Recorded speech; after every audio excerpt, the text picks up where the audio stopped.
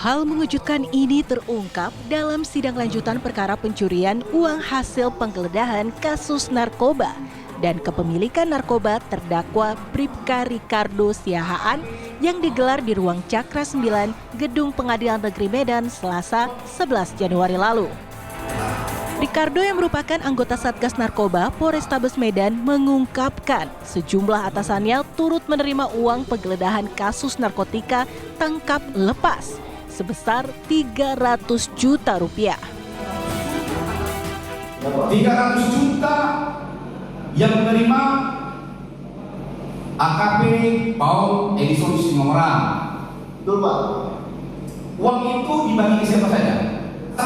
Kompos yang diduga menerima 150 juta. Siap. Betul atau tidak? Betul, itu kita ketahui suatu sidang kode etik di Propam Polda.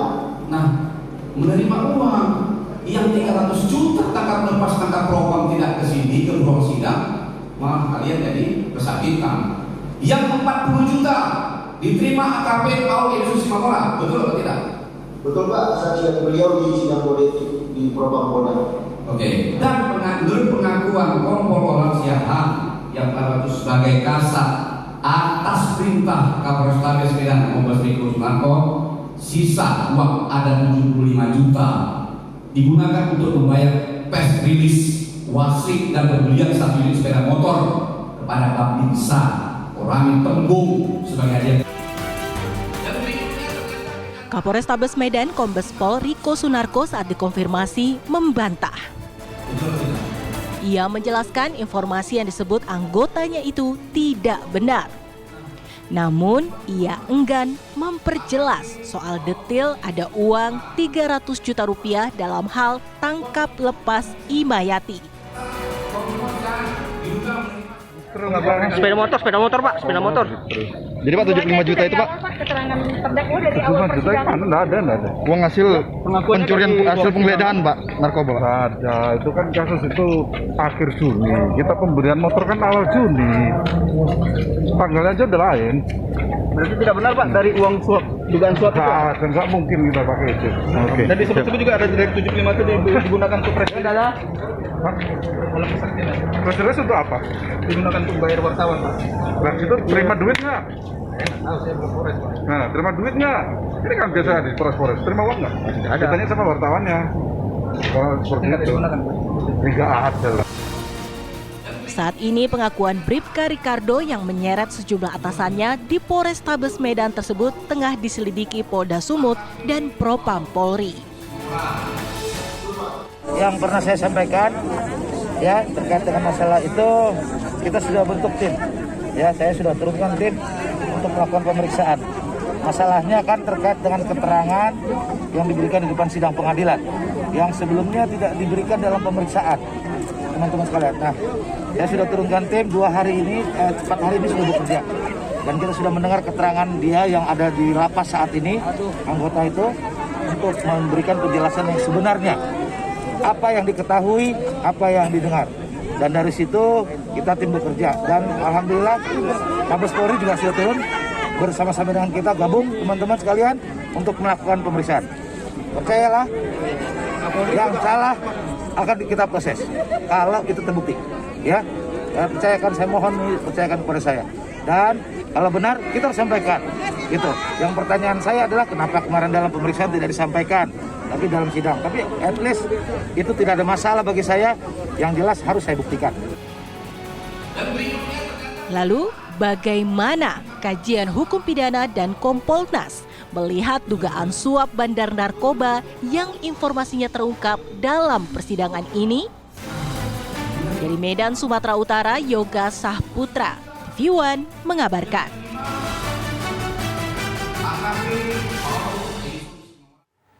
Anda sudah mendengarkan pemirsa ini adalah nyanyian tadi yang diungkapkan di persidangan oleh Bribka Ricardo Siahaan. Kemudian juga ia menyebutkan ada beberapa nama atasannya yang menerima juga uang suap tersebut total 300 juta rupiah. Sementara kita juga sudah dengarkan tadi apa pembelaan dari Kapolrestabes Medan yaitu Kombes Pol Riko Sunarko. Salah satu yang dikatakan oleh Bribka Ricardo ini adalah uang yang didapatkan oleh Kapolrestabes Medan itu atau diduga didapatkan oleh Kapolrestabes Medan itu digunakan untuk bisa membayar press release, kemudian juga untuk bisa membelikan sepeda motor terhadap salah seorang anggota TNI yang berprestasi.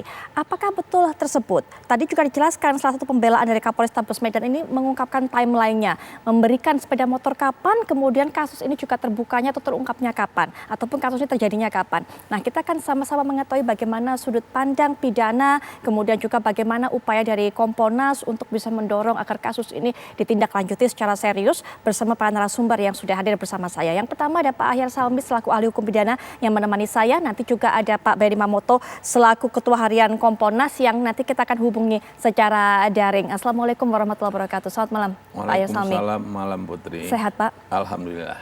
Baik. Pak Ahyar Salmi, yang mungkin pertama saya ingin dengar pendapatnya adalah diduga ini istri dari bandar narkoba memberikan uang suap tersebut 300 juta rupiah tangkap lepas dalam kasus narkoba suaminya. Apakah memang hal ini kerap terjadi Pak? Ya, ini yang kalau kita informasi ini sering kita dengar ya, sering didengar. Tetapi kan kadang-kadang pembuktiannya yang susah. Tetapi saya senang mendengar dari Pak Kapolda tadi bahwa ini akan diproses. Menurut saya harus diproses tuntas. Betul tidak? Kalau memang betul ini berkaitan dengan masalah korupsi, berkaitan dengan suap tentunya. Apalagi kalau tentang narkoba, kalau memang benar, ini kita kan baru informasi. Betul, dari betul. proses lah. Tadi Propam sudah turun juga. Saya kira mungkin Pak Benny juga dengan teman-teman Kompolnas juga perlu. Bahkan kapan perlu, kalau memang dianggap penting, yang bersangkutan ini harus mendapat perlindungan juga dari LPSK. Sehingga dia memberikan keterangan nanti tidak ada ancaman tekanan. Nah, ini yang harus dijaga ini. Sehingga kredibilitas itu. Kalau ternyata informasi, ini kan kita dengar tadi jelas ya, dia sebut nama dan jumlahnya berapa. Betul, betul. Nah, kalau ini tidak benar, ini bisa pencemaran nama baik. Saya berharap walaupun ini delik aduan ya, pasal 310 KUP dan ke atas itu, pihak yang dituduh itu mengadukan kepada penegak hukum juga. Sehingga masyarakat tidak berpikir yang bukan-bukan. Kalau memang bukan, kenapa nggak diadukan misalnya. Kalau memang ia diterima, kenapa juga ini nggak diproses. Jadi menurut saya mendukung sekali statement dari Pak Kapolda tadi. Ini Pak Kompolnas juga tentu harus mengawal ini. Tuntas masalah ini, benar ada atau tidak. Kalau tidak ada itu yang terjadi, kalau ada proses. Baik. Ini persoalan tindak pidana korupsi. Baik. Kalau tidak ada proses juga Bribka tadi yang mengenai masalah itu, ini adalah pencemaran nama baik. Ya. Apalagi penegak hukum kita ya, penegakan hukum itu kan mendapat kritik yang tinggi dalam masyarakat kita tentang pemerintahan Pak Jokowi ini, termasuk yang rendah adalah persoalan yang penegakan hukum ini tadi kan. Oleh karena itu polisi kan sudah cukup bagus nih citranya ya. Ini jangan juga dirusak oleh yang kakak ini, harus tuntas. Ya. Harus tuntas menurut saya, iya atau tidak.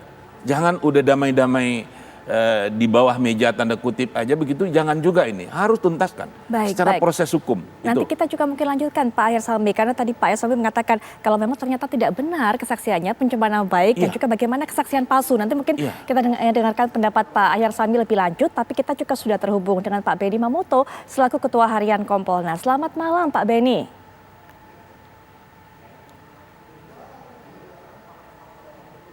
Pak Benny, sudah bisa mendengar suara saya?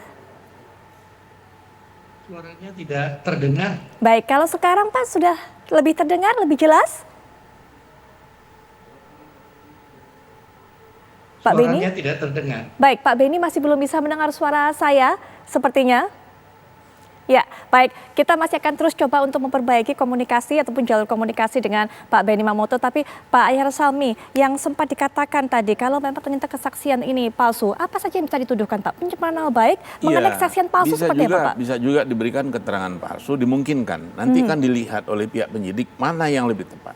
Bisa juga keterangan palsu karena dia diberikan di bawah sumpah kan, dia tidak benar, bisa juga pencemaran nama baik, bisa juga jadi ada yang namanya konkursus, gabungan tindak pidana. Suatu perbuatan bisa melanggar beberapa aturan. Nah ini bisa dilihat nanti apakah dibuat dakwaan kalau memang benar, primer dan subsidiar. Itu masalah teknis nanti. Tapi yang penting menurut saya harus diproses secara hukum. Benar tidaknya ini. Kalau tidak benar, tentu yang kena adalah yang ngomong di depan pengadilan tadi. Kalau memang benar, tentu yang disebut namanya harus diproses. Itulah hukum. Betul, betul. Yang juga dipertanyakan adalah, tapi mungkin nanti kita lanjutkan Pak, kita coba lagi untuk bisa menghubungi Pak Benny Mamoto. Pak Benny, selamat malam. Selamat malam. Pak Benny sudah bisa mendengar suara saya dengan jelas ya Pak sekarang? Sudah. Baik, Pak Benny tentu sudah mendengar mengenai kasus ini. Ketika sudah mendengar apa upaya Kompolnas untuk bisa mengawal agar kasus ini kemudian diselidiki lebih lanjut lagi dan juga ada keseriusan Pak?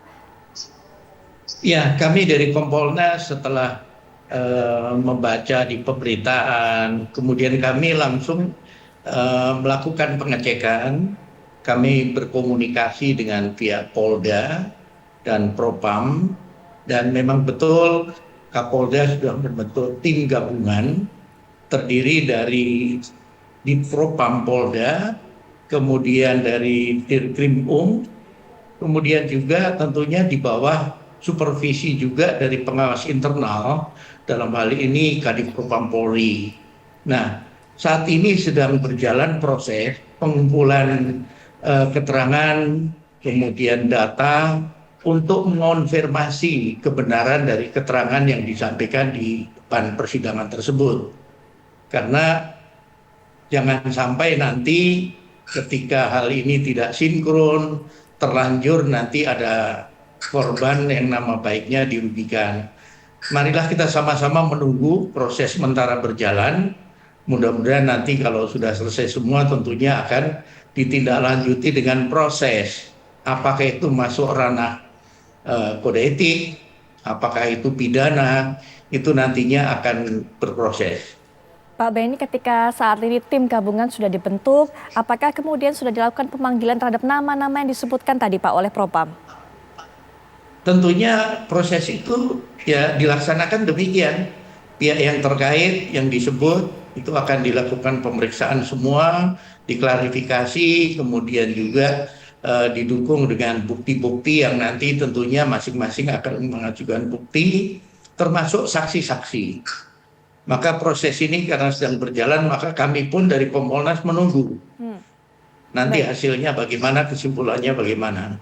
Baik, salah satu hal juga yang dipertanyakan oleh masyarakat termasuk juga diungkapkan oleh Kapolda Sumatera Utara adalah mengapa kemudian Bribka Ricardo ini baru membuka informasi tersebut saat ini, keterangan ini. Nah nanti kita mungkin juga minta pendapat dari Pak Benny Mamoto, Pak Ayal Salmi, tapi setelah jeda berikut ini kami segera kembali.